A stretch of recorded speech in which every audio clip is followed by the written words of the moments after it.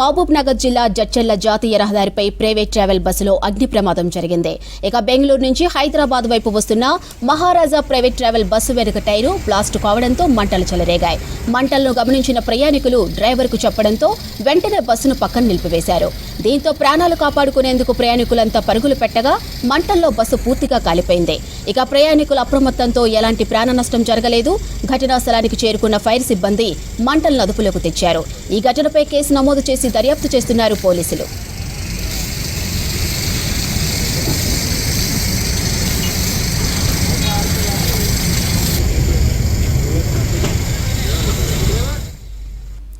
మహబూబ్ నగర్ జిల్లా జడ్చర్ల జాతీయ రహదారిపై ప్రైవేట్ ట్రావెల్ బస్సులో అగ్ని ప్రమాదం జరిగింది.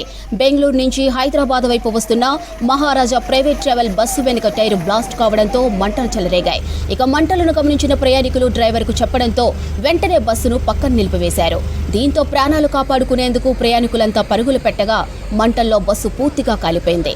ఇక ప్రయాణికుల అప్రమత్తంతో ఎలాంటి ప్రాణ నష్టం జరగలేదు. ఘటనా స్థలానికి చేరుకున్న ఫైర్ సిబ్బంది మంటలను అదుపులోకి తెచ్చారు. ఈ ఘటనపై కేసు నమోదు చేసి దర్యాప్తు చేస్తున్నారు పోలీసులు.